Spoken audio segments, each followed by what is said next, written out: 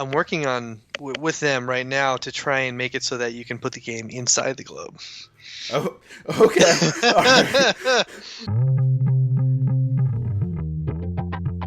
Hello and welcome back to another episode of the Cardboard Herald, my chance to talk with creative gamers and game creators. And today I am joined by Seth Heinichen of Viridian Worldcrafters, who is just about to launch the Kickstarter. In fact, as you're watching this, it may be on Kickstarter for Verrago, his magnetic globe game. What is going on with this madness, Seth? Madness. Couldn't pick a better word. So I've been obsessively making this bad boy here, trying to bring to you gamers a new playing experience on a 3D world of my own creation. I've spent 16 years in this thing. 16 years? That's bonkers. Well, the world design, I should say. 4.5 years made just making the artwork. A year's working with the manufacturer to get this thing in my hand right here as it is. I started with a... Oh, gosh, I'll just break it out right here. Here's my other globe right here. This is what I started out with. Just a hand-painted, obsessive passion project. And, after spending so much time on it, I'm like, what do I do with this? Where do I go with this?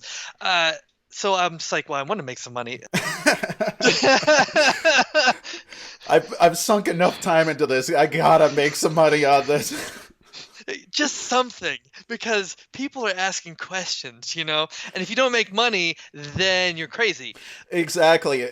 You already have at least 2 globes that we know of sitting around your house. If I were to walk in and see like 16 globes sitting around in various state of painting and go like, what does this guy do in his time? I'd have a lot of questions if the answer wasn't, oh, this is part of some project where I'm making money. Yes. And, my lady would have something to say about that too. And she's wonderful, absolutely wonderful for humoring me on my passions and endeavors. So now Verrago is a board game that uses lots of cards. So the board is the globe, and that's an engineering improvement, I would say, to the board game idea, because I have the globe, which is the main place where you put all your like points of interest and all that, where the map, right? Then you can have other pieces below the globe. So that's how I'm actually working this piece. So you actually get more surface area of play. It's actually a more efficient area. So you've got your basic map, which every board game needs, but then you haven't taken up the entire table with just the map. And so this thing, actually, what I was showing at Gen Con and Spiel just recently, this actually shows the magic of the world and how it rotates and changes around. Now, these are all the runes. You've got your master rune wheel here. You've got your water and runes in the in the blue, and the yellow's air and fire. And then on the outside, you have actually the planet shifts gears. So like a lot of settings, it goes through different planetary consciousness levels, and that goes in between plays, because it's a magnetic globe, you get a persistent world, and that's what I'm going for. I'm trying to bring like one persistent world kind of feel here, because those are my favorite computer games. This was originally going to be a computer game, but I'm just one guy not trying to kill himself, so I went board game. And using the term board very loosely in this regard. Very. Yeah. So let's actually wrap our brains around what this is. So you are designing a persistent game, so it's going to be a campaign-style game where one mission or one session is going to carry over into the next. Like, tell me what the gameplay is most akin to, just in a spherical format. I just met Isaac Childers at Spiel in Essen, and Gloomhaven is on my radar. I have it on my table, ready to play, and he signed it. Isaac's a great guy. I would love to have the honor to try and bring something of that level to the playing field, and that's what I'm going for, straight up. It's not focused in the same way, though. Right. I'm trying to make this more like I want this to seamlessly tie in with tabletop play as well. So part of the requirements I put on myself is to make this also a creative assist aid using the cards to help you create your own campaigns as well. So the magic system is pretty cool. All right. Okay. But that aside, there's a lot of randomized card generation functions built into the card. So, for example, Isaac in Gloomhaven, he uses the randomizing function between the two decks of cards of 25, and then or I think it's 25, don't quote me on that. And then you mix them together, and you draw two, and then that creates your random scene that you're going to play in, right? And I haven't read the full rulebook, so just real loosely. But I'm trying to take that to a whole nother level, to the level of software design, how they use randomizing functions. Like you got your Perlin noise generators and your Voronoi, grids and all that.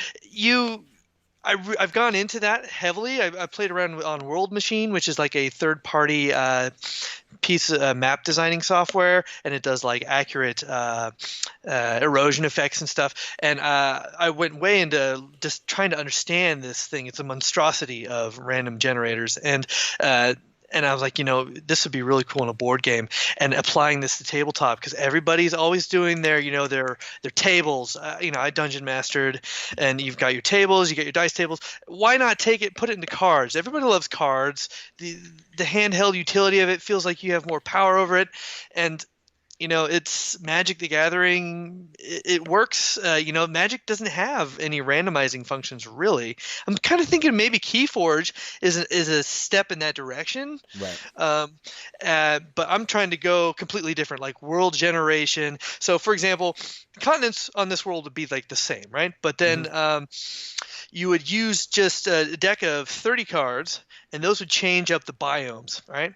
And then you have these regions that are actually not even on the globe. I print the regional layouts on the cards because I want them to be able to change between printings, so that you can actually change essentially the board by getting 11 new cards. So instead of just playing the exact setup, because regions are like in groups of 10 subregions, right? So there's 2,150-ish spaces on this globe. Right.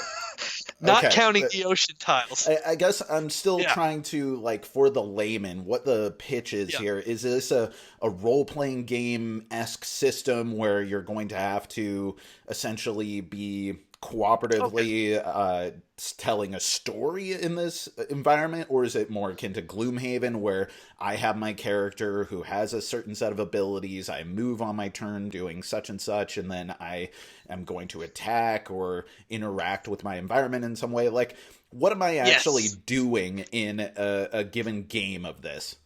Excellent question. So you are doing both. All right. I love it. The whole idea is I want you to not be just creating the game with these randomizing functions. You're going to be playing the game it's just going to be building this world, and you can use it however you want. But as it's a beautiful display piece for art, you could do like streaming, casting with this in the background. You could even do like, oh, hey, I want to save my game. So here I am filming it, and I just rotate this bad boy and get a poll, and boom, I know where all the locations are right there. Now, it's also that easy, too, to help remind your players if you're a dungeon master, and you're like, hey, we played through a session 0 of this, and we're like, okay, what happened? What countries were fighting what? And you could even record the session so that people don't like totally brain fart and bomb on it. And so you can actually focus your time on the game itself when you all get together finally, when the stars align and everybody actually shows up. Okay, so but to answer your question more directly and in full, you also have characters. You're running around the world with these characters. I'm just using my A's here. So first thing you would do to set up the world is you draw like an age card. It's like a scenario card. I don't know if you can see that. Super rough prototypes right now. And then that helps you set up the board. It shows the whole world on the back of it. And then you get these continent cards, which show the continental breakdown. So, like, for example, this is the dragon continent of Skyraxis. Skyraxis, yes, you got it. So Skyraxis actually was a dragon that fell to the sky, and the planet does not like it. It was a bad dragon, let's put that. It was a huge dragon. It's the size of a continent. So this is it on the globe right here. All right. And it actually floats around and moves around and collides and sinks. And the planet's trying to get rid of it, so it actually does not – it actually has an entire ocean below it.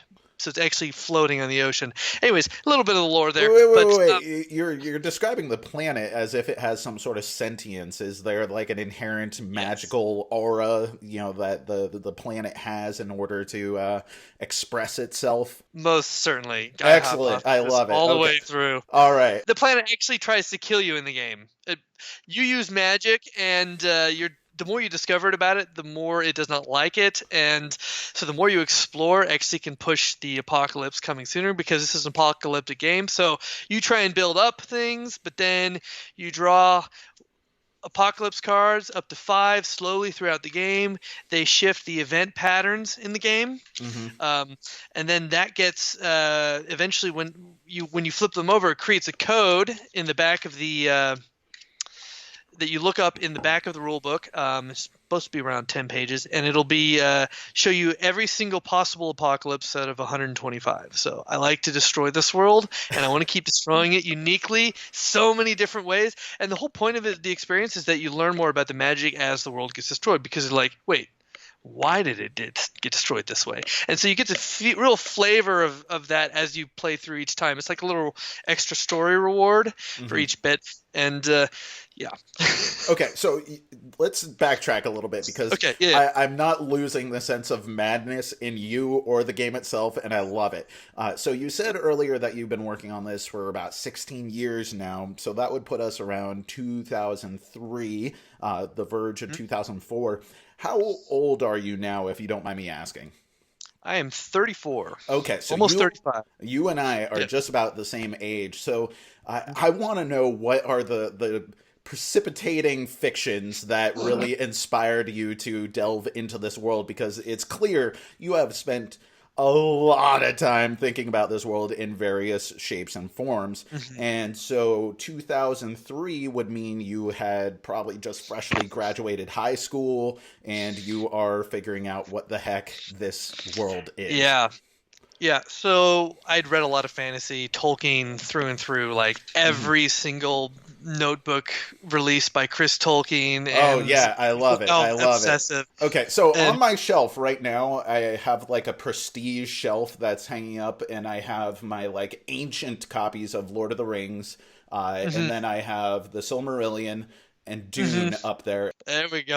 Well, not only that, though. Okay, also, it came a little later, but Steve Erickson's Malazan of Books of the Fallen series is a big influencer on this game in particular. Love it. Because I love the scope of this, and my game is trying to capture that scope. And I've actually written to Steve and be like, hey, this is kind of like what you're doing.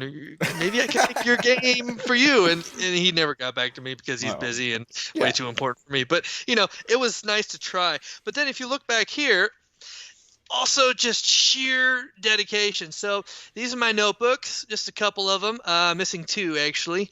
And this is just years of creative work, just to give you an idea. Like if you want to see just the sheer scale and volume of what's in one of these bad boys, that's just one of them. And anyways, they're all like that. And so 2 sides, so these tiny writing. These grimoires are not helping prove your sanity here. This is pretty great.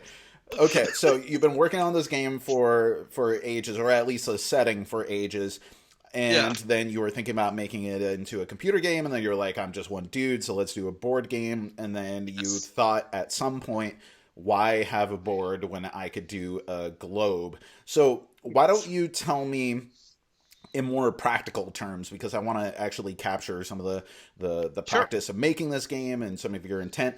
Like, what does having a globe, a magnetic globe nonetheless, allow you to do that you wouldn't otherwise be able to do with a board?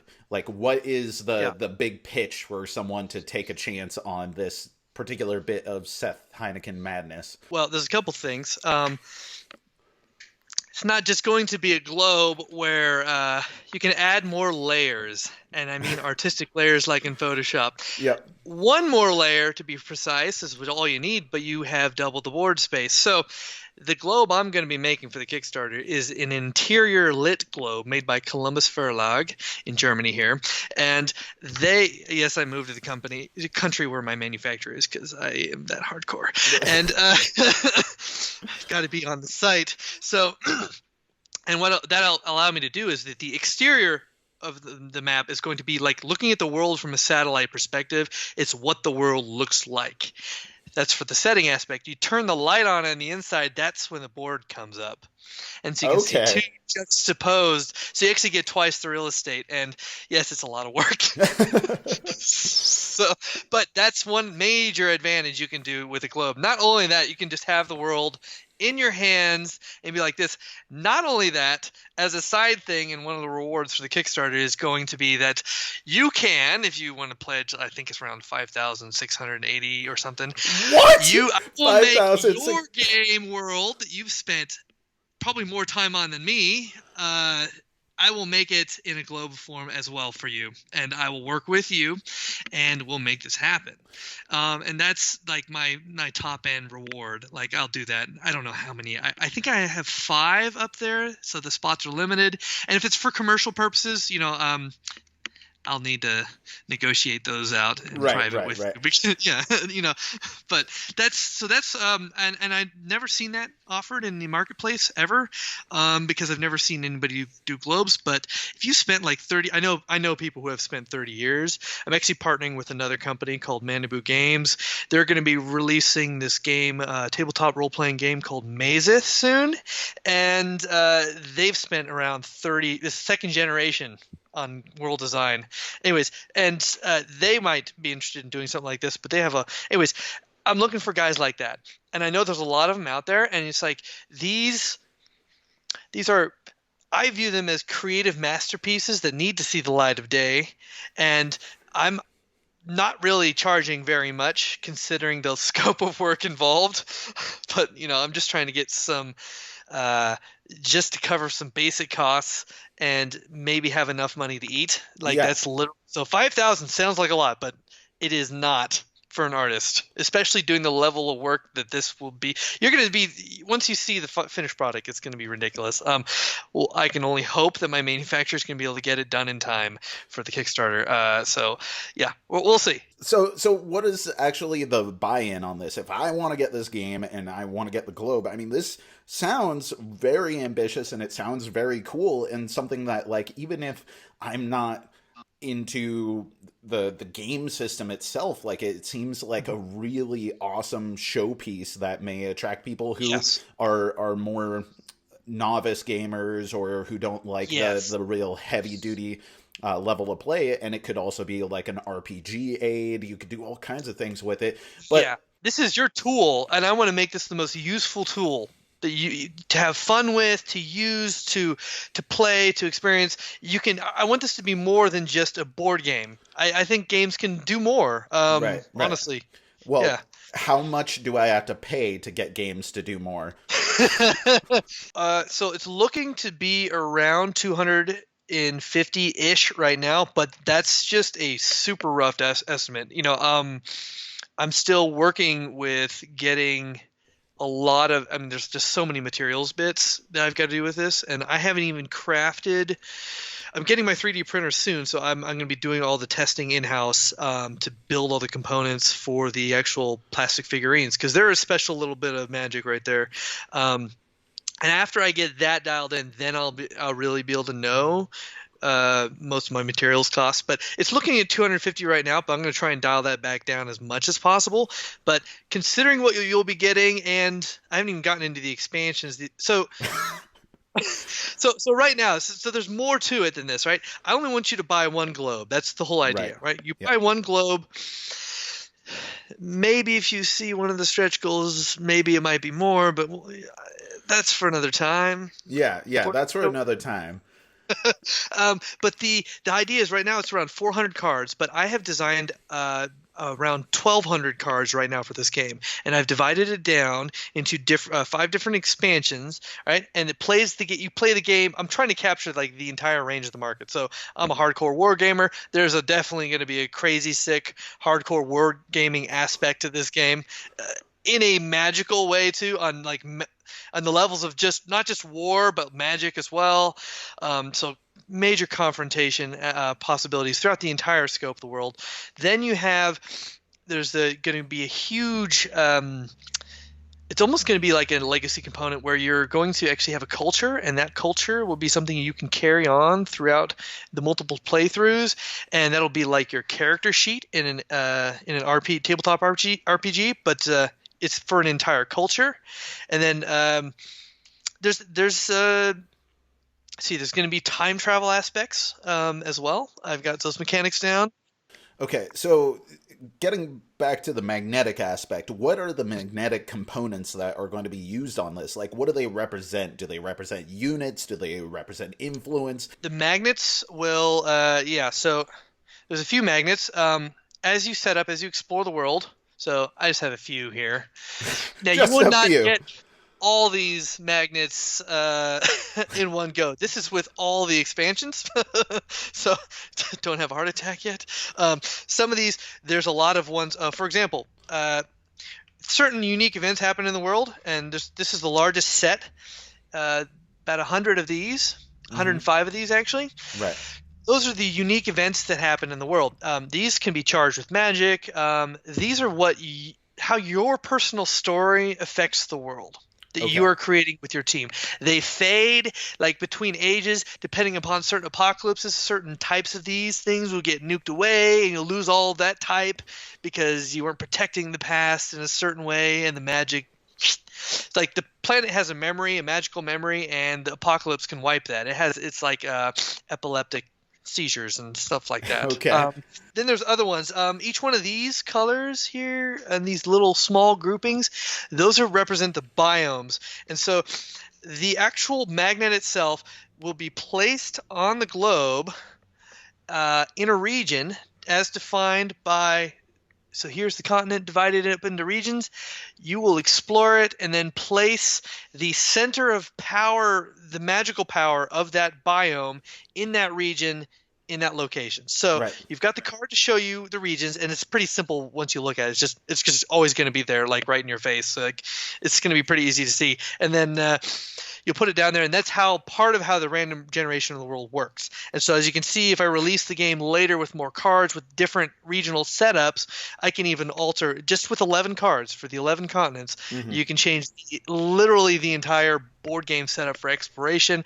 The one last practical thing that I wanted to ask about is like the delivery, because the manufacturing of games and the shipping of games is notoriously spotty when it comes to Kickstarter, and the delivery of the games are not always exactly what people want, and sometimes shipping is far more expensive, far more time consuming than the publishers ever took into consideration. And that's when they're working with known quantities of just straight up cardboard in a box.